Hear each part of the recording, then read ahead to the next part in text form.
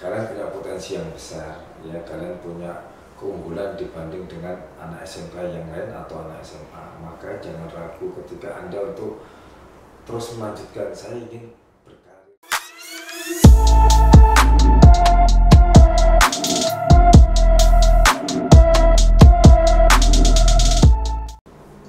Halo guys, welcome back to Angkasa Podcast. Angkasa Can Speak. Saya Sheryl dan Pak Agung Prasetyo yang hari ini diundang sebagai narasumber di podcast Angkasa. Boleh dong Pak, biar audiensnya lebih mengenal sosok Pak Agung Prasetyo, boleh memperkenalkan diri terlebih dahulu. Oke, terima kasih Mbak Sheryl. Saya Pak Agung Prasetyo, sekarang aktif di AirAsia sebagai engineer-nya di AirAsia. Ya, sudah hampir 10 tahun. Iya. Ya, posisi ada di Surabaya. Nah Pak, mungkin kan audiens di rumah masih ini ya Pak, lama banget mendengar seorang flight engineer. Boleh dijelasin dulu nggak sih Pak, flight engineer itu apa? Flight engineer itu adalah seorang engineer yang ikut dalam suatu penerbangan yang ketika dia harus merilis pesawat, ketika dia harus terbang lagi. Jadi umpamanya nih pesawat terbang dari Surabaya ke Balikpapan, sedangkan di Balikpapan tersebut ya kan tidak ada engineer-nya. Nah, maka seorang flight engineer harus ikut, sebab setiap kali transit ya ada beberapa syarat nih dari pihak airline harus merilis pesawatnya, menyatakan bahwa pesawat itu sudah airworthy, maka dia harus membawa engineer tersebut. Ya, tapi ketika di tempat tujuan dia tidak sudah ada engineer-nya, maka pihak maskapai tidak perlu membawa serta yang ikut si engineer-nya dalam penerbangan tersebut. Nah, jadi intinya adalah flight engineer itu selalu ngikut jaga ke manapun pesawat itu pergi. Ya.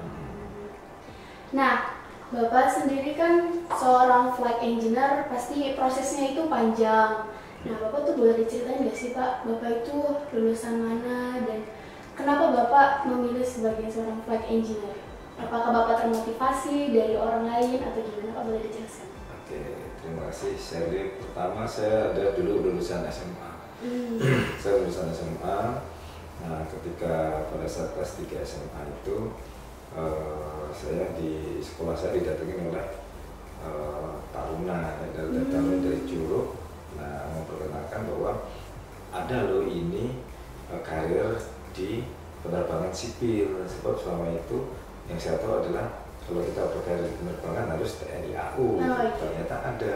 Nah, dari situlah saya akhirnya mencoba ya lulus dari SMA di tahun 89 itu masuk ke daftar di penerbang dulu, penerbang di Curug.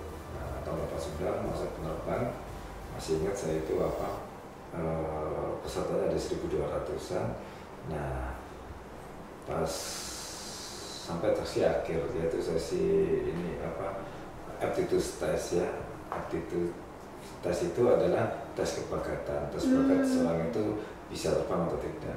Nah, itu saya disuruh diajarin dulu ground school 3 hari, terus diajak terbang nih selama 5 jam diajari. Nah, jam kelimanya diajarkan uji atau exam. Nah, di situ dilihat terus secara basic si taruna ini mampu nggak untuk menjadi atau dicetak menjadi seorang penerbang.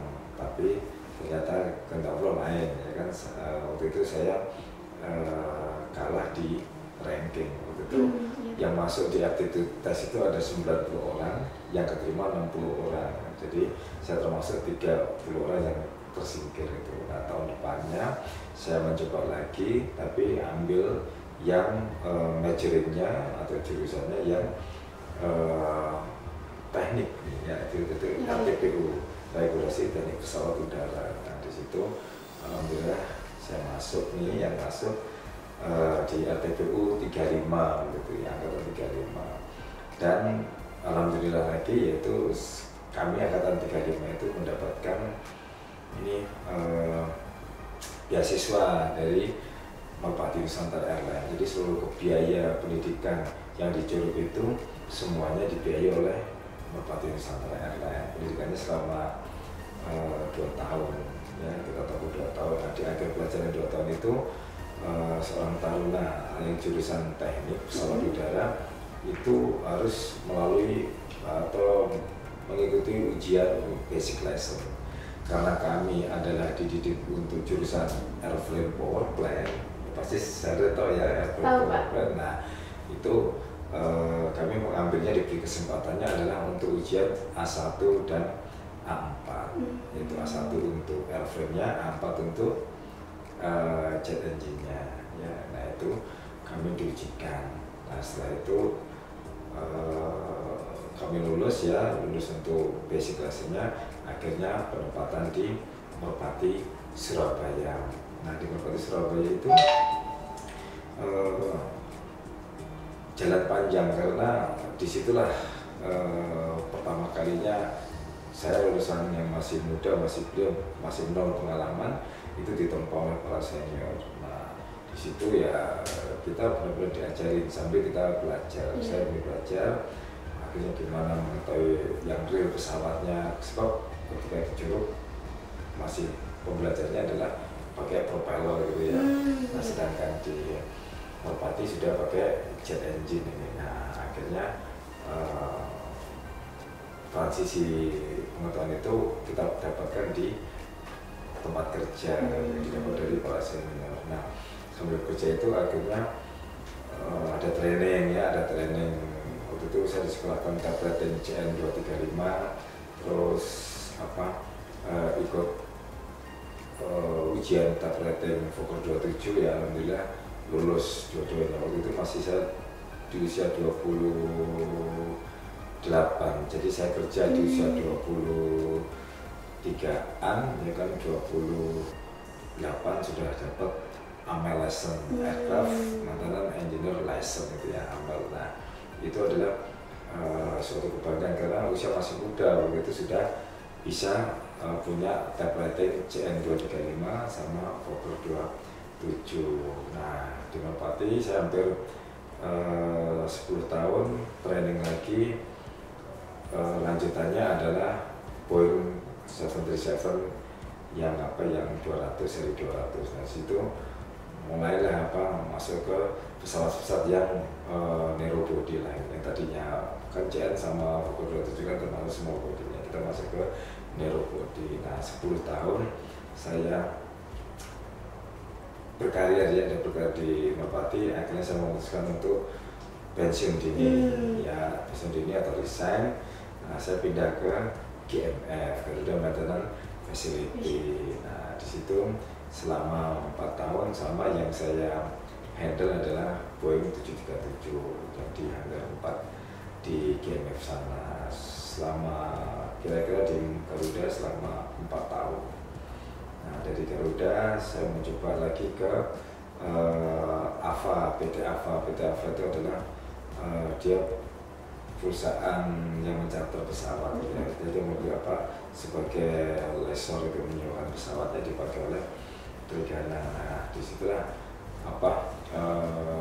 sebelumnya juga di Merpati sudah flight engineer di CN 235 ikut terbang juga kan. Nah terus ketambahan yang di narrow body yang di Boeing tadi. Nah sehingga nambah pengalaman, lebih banyak nih jam terbangnya lah ibaratnya, terus pengalamannya untuk troubleshooting atau apapun. Nah di situ akhirnya terus berjalannya waktu. Saya di di PT AVA tersebut ya, AFA itu sekitar 2 tahunan. Habis itu di 2013 saya resign lagi, pindah ke AirAsia. Ya, di AirAsia mulai 2013 Juni saya masih ingat sekali. Nah saya bergabung. Akhirnya karena AirAsia menggunakan armadanya Airbus ya 320. Nah makanya akhirnya saya training ya pesawat type rating Airbus 320 atau lebih dikenal kalau di Airbus itu adalah T1 T2 istilahnya. Jadi kalau di Boeing itu adalah type rating, kalau di Airbus T1 T2. Nah disitu akhirnya banyak ini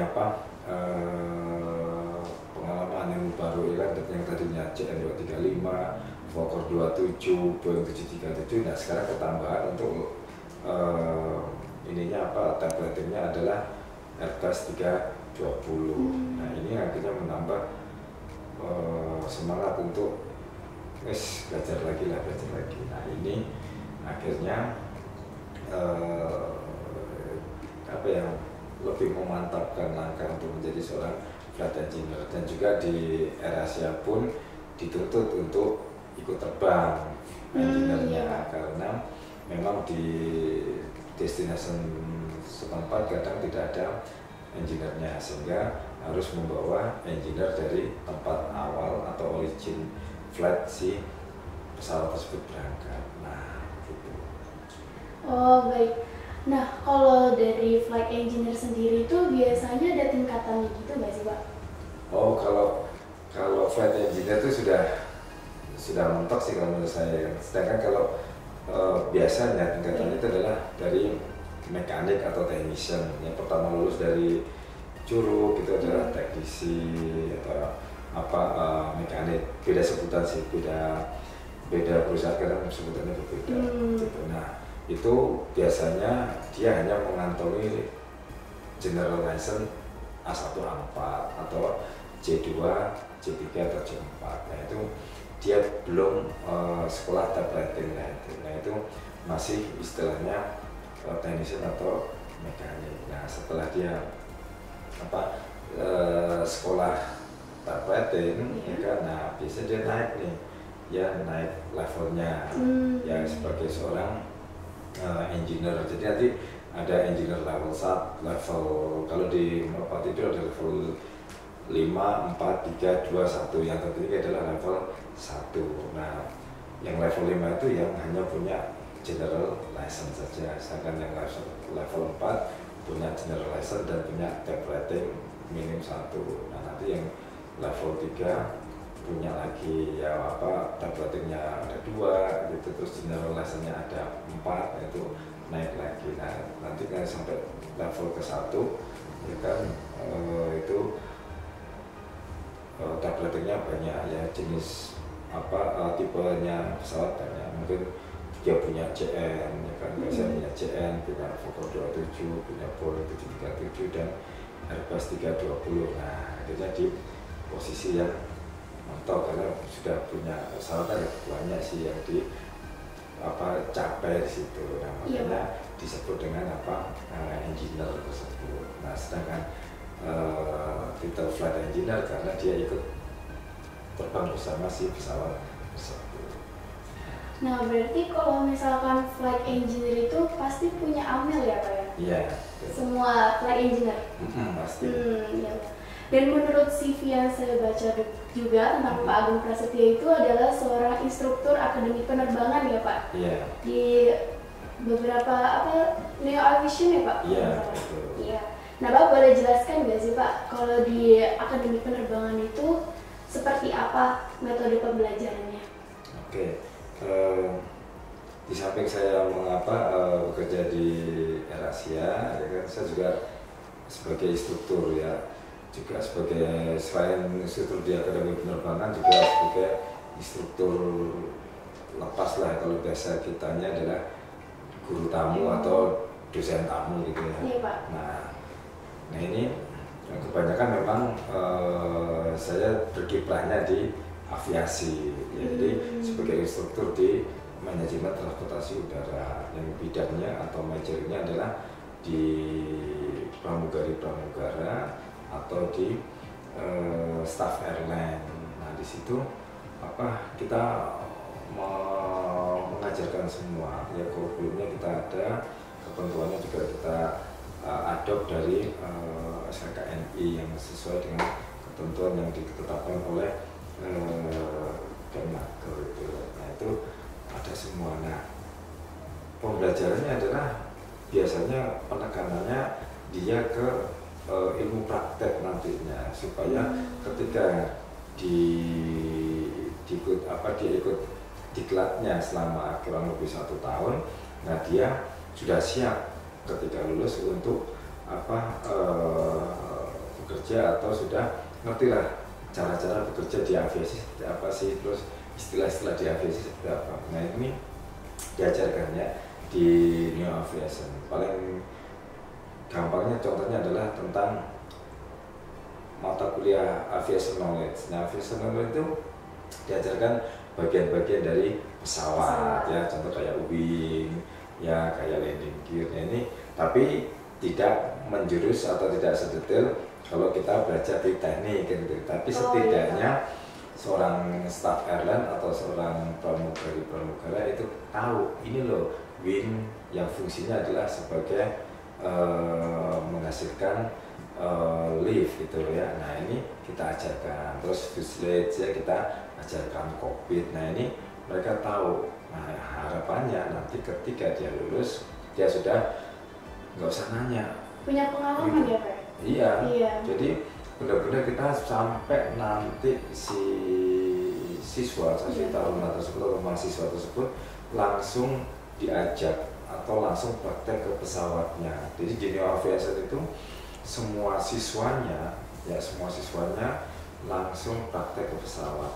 Jadi di situ dia tahu, oh iya ini narrow body seperti ini, wingnya lebarnya segini, engine-nya segini, ya kan, terus cargo compartment-nya sebesar segini. Nah ini mereka kita ajarkan semua, cockpitnya luasnya segini, itu mereka tahu. Akhirnya mereka sudah nggak ngebayangin ya, karena mereka sudah langsung terjun ke praktek. Sudah langsung praktek ya. Nah ini adalah salah satu keunggulan daripada Neo Aviation, sebab di Neo Aviation ya kan kebanyakan adalah instrukturnya adalah orang yang masih aktif di aviasi, sehingga yang diajarkan itu juga update ya, informasinya update tentang apapun yang perubahan-perubahan itu dia update. Nah kalau di di Neo Aviation sampai dia bisa mempraktekkan, jadi dia ngambil jurusan pramugari gitu ya, atau pramugara, nah dia harus bisa praktek untuk membuka dan menutup passenger door gitu, itu dipraktekin, sebab nantinya toh dia kerjanya dia kan juga seperti itu, dia akan membuka dan menutup pintu pesawat, terus mendorong troli ya, terus menservis penumpang ketika menyajikan makanan, itu dipraktekkan benar gitu. Nah itulah akhirnya bisa menambah pengalaman dia yang tadinya di kelas hanya teori saja, akhirnya langsung dituangkan dalam bentuk implementasi praktek tersebut. Nah untuk yang jurusan staff airline-nya ya dia harus mengetahui tentang bagian-bagian juga untuk yang dangerous area, ibaratnya yang di sekitar pesawat itu, contoh kayak engine intake ya kan, exhaust itu kan engine area dangerous area ya. Mereka harus tahu, jangan sampai mereka tidak tahu, akhirnya ketika engine-nya masih running dia melintas di depan intake tersebut, akhirnya akibatnya seorang tersebut kesedot ya, nah akhirnya injury. Nah ini kita ajarkan, karena kita tahu bahwa di dunia penerbangan sesuatu itu sangat hazard, ya kan, hazard sekali. Nah ketika kita tidak paham tentang hazard tersebut, akhirnya bisa jadi risk atau resiko atau dangerous itu. Makanya kita selalu tekankan kalau kerja ya kan, tidak boleh pakai topi, salah satunya ini biasanya itu juga ada ketentuan juga di perusahaan ya, tidak perlu pakai topi. Nanti takutnya nanti topinya lepas kesedot masuk ke engine dan akhirnya merusak engine gitu. Sebab kan engine berputar kan, kalau kena topi kan betul berarti berupa FOD kan, gitu, foreign object damage itu. Nah itu akhirnya boleh jadi rusak, terus pesawatnya nggak bisa terbang nih, akhirnya pesawatnya delay kan menyebabkan kerugian bagi maskapai. Nah itu kompensasinya akan beruntutan itu, atau bahasanya itu adalah efeknya melekat. Iya. Jadi karena efek domino ini gagal, akhirnya merantau atau terus-terusan kita. Nah, seperti itu. Makanya di pembelajaran di New Aviation kurang lebih selama 11 bulan. Ya, aslinya itu 1 tahun, cuma karena dikurangi masa libur puasa, libur lebaran, libur tahun baru, Natal dan tanggal merah, Iya, Pak. akhirnya secara aktif atau secara kalender akademik yang pembelajaran adalah 11 bulan.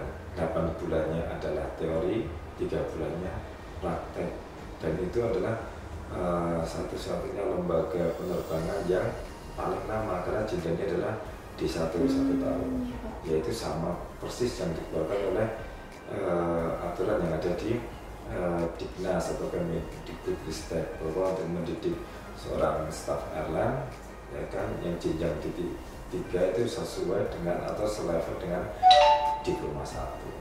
Nah, ini yang akhirnya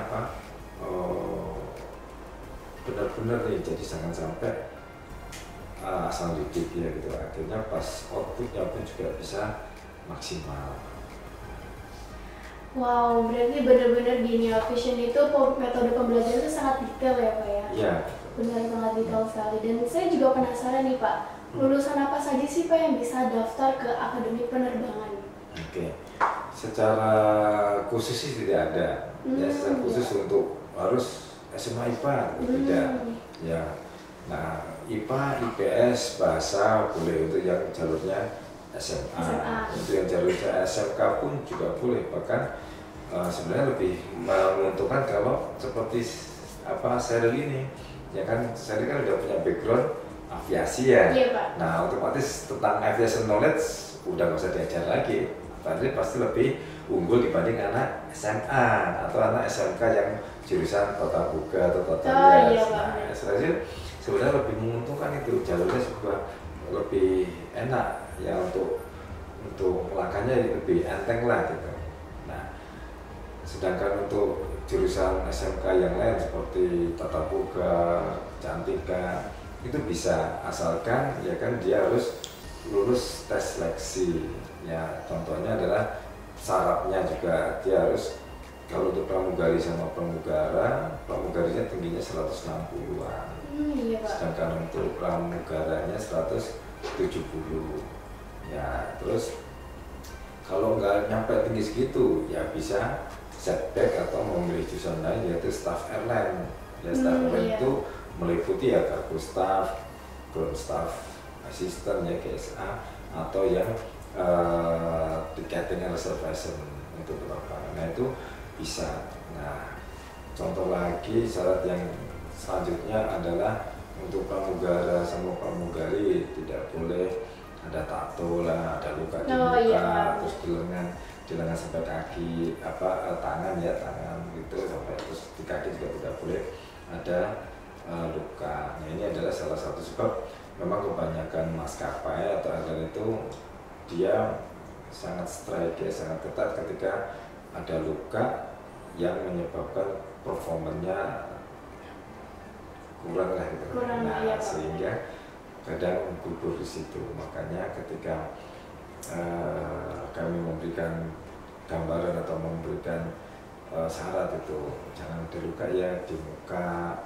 lengan sama kaki. Nah, kita harus benar-benar cek tuh. Atau enggak ada tato juga kan, boleh, jangan sampai nanti ada tato di sini gitu ya kan. Nah, itu nggak boleh juga, karena ya disyaratkan oleh si maskapai tersebut, tidak boleh. Nah, kalau yang tidak nyampe tingginya 170 dan 160 ya bisa ke staff airline tadi ya. Staff airline memang lebih longgar sih untuk syaratnya. Yang penting dia bisa memahami atau bisa mengerti tentang rule atau aturan yang ada di aviasi. Terus gambaran-gambaran ya atau pelajaran-pelajaran yang ada di aviasi tersebut. Nah, ini adalah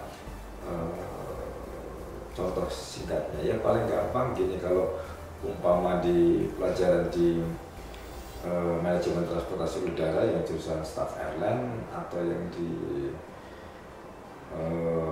pramugari itu ya dia harus hafal, dia harus hafal 3 letter code lah gitu lah. Ya, 3 letter code, contoh kayak Malang 3 letter code-nya adalah MLG, yang itu ya Surabaya SIP. Nah ini harus di luar kepala, karena apa? Ya kita akan bermain 3 letter code terus selama di penerbangan tersebut. Nah untuk yang 4 letter code ya mungkin hanya tambahan saja. Nah ini yang bisa diajarkan di New Aviation. Jadi kalau ada gambaran atau ada opini bahwa kalau masuk ke pramugari atau pramugara atau staff airline itu harus SMK penerbangan, nah itu salah. Itu makanya bahkan siswa kami pernah yang ada dari salah satu sekolah di Nganjuk sana jurusannya boga, dan alhamdulillah dia sudah selesai sekolah di New Aviation, akhirnya dia berkiprah di salah satu maskapai swasta di Indonesia. Nah ini kan sesuatu yang bayangin, yang tadinya boga kan hanya masak-masak, nah ternyata kok bisa. Nah itu karena dalam 1 tahun itu, kurun 1 tahun itu benar-benar kita ajarkan ini untuk pelatihannya, untuk pendidikannya, bahkan untuk pembelajarannya pun ya, pola pembelajarannya pun kita dari Senin sampai Jumat. Ya, Senin sampai Jumat non-stop, mulai jam 8 ya sampai jam 12 istirahat, terus lanjut lagi jam 2 sampai jam 5 sore. Nah ini kita latih terus sehingga mereka yang tadinya tidak tahu menahu tentang itu, apa itu pesawat, apa itu airport, apa itu airline, mereka jadi ngerti. Oh ini loh bentuknya airline, oh ini loh apa gambarannya airport, oh ini loh apa bagian-bagian dari pesawat. Nah ini hal yang menarik, makanya akhirnya mereka terjun ke dunia yang baru, atau terjun ke pengetahuan yang baru tentang yang tadinya dia di SMA atau di SMK dia tidak tahu menahu, sekarang dia tahu semua itu dari yang yang tadinya hanya cerita dok, dia bisa belajar langsung ya Pak ya. Di New Aviation ya Pak. Nah berarti kalau misalkan dari akademi penerbangan itu kita bisa melamar pekerjaan itu kemana saja sih Pak? Oke. Memang sih linearnya, ya linearnya lulusan akademi penerbangan pasti masuknya ke penerbangan. Di situ ada bisa di airline-nya, bisa di ground handling-nya ya, ground handler-nya. Kalau airline itu ya contoh kayak Garuda Indonesia, Sriwijaya, Lion Air Asia, itu airline-nya. Sedang kalau ground handler-nya ya contoh kayak Gapura, ya PT Gapura, PT Jasa JAS itu ya, Jasa Angkasa Semesta, terus ada Natra, terus Unex itu ada di Cengkareng, ada juga PTN. Nah itu adalah yang untuk ground handlernya. Tapi kita tidak boleh berpikiran sempit bahwa lulusan akademi penerbangan hanya di penerbangan saja. Tidak, ternyata lulusan kita pun bisa berkarir di kereta api, jadi pramugari kereta api. Ya itu bisa, karena yang kita ajarkan adalah sistem, mekanisme, atau requirement yang levelnya adalah penerbangan. Saya tahu sendiri bahwa kalau levelnya penerbangan kan harus ketat nih, tidak boleh asal-asalan. Sebab kebanyakan benda bisa mengambang di udara kan otomatis melawan kodrat. Ini harus dilatih. Nah ketika dia turun kelas, ya ibaratnya dia masuk ke KAI ya, ke kereta api, nah mereka bisa gitu, bisa ke pramugarinya atau disebut prami lah ya, prama dan prami. Yang keterima di customer service-nya BRI, berarti perbankan sebagai customer service, karena customer service juga ngomongin tentang hospitality.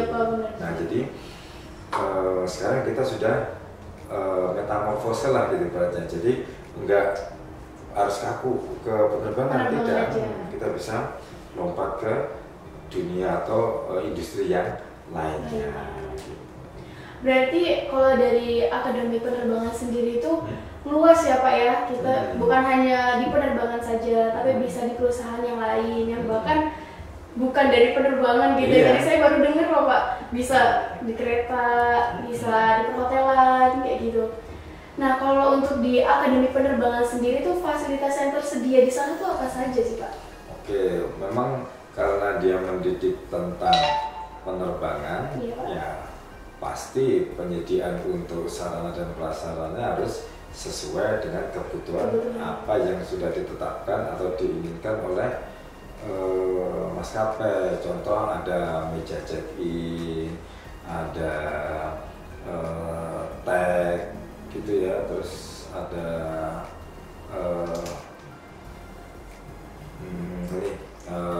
kayak life vest ya kan, troli, terus kursi penumpang, terus seat belt, ya itu adalah banyak sih sebenarnya. Kalau saya ingat ada kisaran 30-an item yang disediakan untuk yang jurusan staff airline, juga yang untuk jurusan pramugari. Nah itu kita sebagai pelaku akademi penerbangan atau diklat penerbangan itu harus menyediakan itu supaya nanti lulusannya itu nggak asing ketika dia terjun langsung ke maskapai. Nah ini adalah gambaran apa yang harus disiapkan bagi sekolah ya, kalau kita sebut atau diklatnya. Jadi akan sangat sayang atau akan sangat membingungkan ketika ada sekolah yang prasarana atau prasarana itu tidak selengkap itu. Nanti takutnya adalah lulusannya pada saat lulus dia akan bingung loh, kok saya nggak ngerti apa yang namanya picket stack, apa namanya rastek. Nah itu kita akan bingung. Nah contoh kayak mengenal aircraft servicing arrangement ini yang di Apple itu GPU, ground power unit. Nah mereka setidaknya harus tahu, terus backloader, cargo loader, pallet loader atau helo equipment. Nah ini mereka dijelasin semua. Minim kalaupun nggak ada barangnya bisa ditampilkan fotonya. Ya, fotonya. Iya. Nah, ini juga ini loh nanti pada saat kunjungan langsung ke bandara, nah si siswa tersebut atau mahasiswa langsung ditampilkan. Nah ini loh yang tadinya di foto yang namanya GPU, ini aslinya seperti ini. Nah itu akhirnya mereka gitu ngerti secara real. Nah. Baik, seperti itu ya Pak. Nah kalau saya boleh tahu juga, kalau teman-teman atau audiens yang di rumah mungkin pengen nih Pak masuk ke Akademi Penerbangan, apa saja sih yang harus dipersiapkan sebelum mendaftar ke Akademi Penerbangan? Oke. Yang pertama pasti harus bisa menjaga fisiknya. Ya fisiknya dalam artian dia tidak boleh luka, cacat gitu ya. Nah itu, terus matanya tidak boleh minus terlalu banyak lah gitu ya.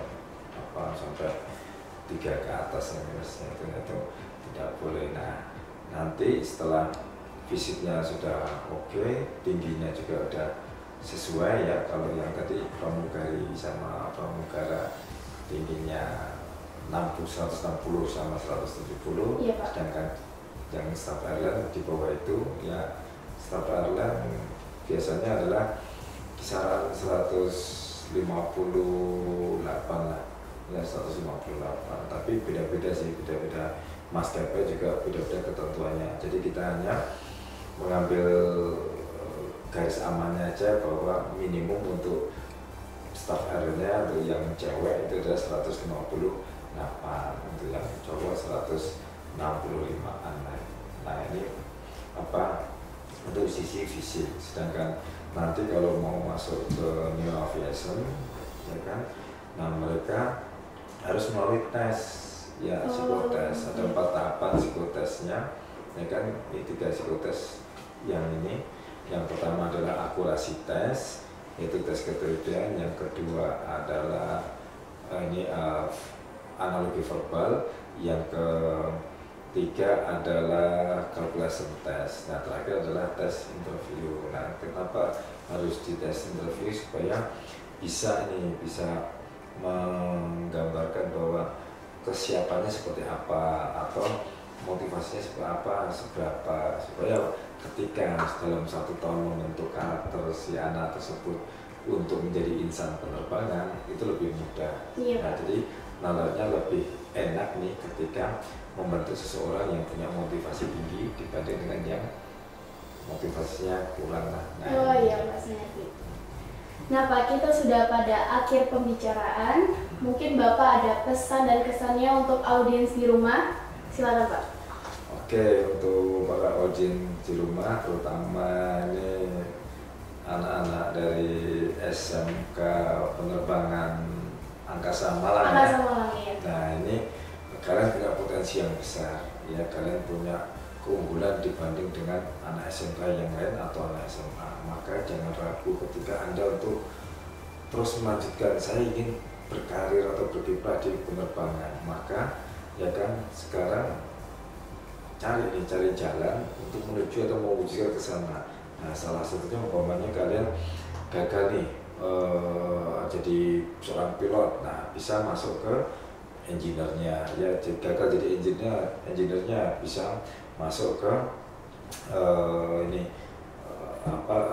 ke LLU, lalu lintas ini udara atau ATC-nya, atau enggak ke pramugarinya, atau enggak ke staff airline-nya. Nah, ini adalah capaian, ya, sebenarnya capaian untuk linear dari pendidikan SMK di penerbangan angkasa. Nah, makanya kalau seandainya ada yang minat sekali atau pengen getol sekali ingin jadi seorang pramugari sama pramugara, ya, atau sebagai staff airline, nah silakan kalian jangan ragu untuk menjemput di masa depan kalian melalui Akademi Neo Aviation School, karena di situ saya langsung terjun sebagai instrukturnya, dan banyak juga instruktur-instruktur yang dari penerbangan yang masih aktif. Akhirnya kita bisa mempersiapkan output, ya, siswa-siswa tersebut. Terima kasih Pak atas pencerahannya pada hari ini di podcast Angkasa. Saya juga jadi termotivasi nih Pak dari SMK Penerbangan, yang siapa tahu saya bisa seperti Bapak sebagai flight engineer juga. Amin. Terima kasih Pak atas hadirnya hari ini. Buat teman-teman audiens di rumah juga semoga mendapatkan manfaat dari Pak Agung Prasetyo. Kita akhiri pembicaraan kita pada hari ini. Jangan lupa untuk klik like dan subscribe-nya. Terima kasih, saya Sheryl, mengundurkan diri.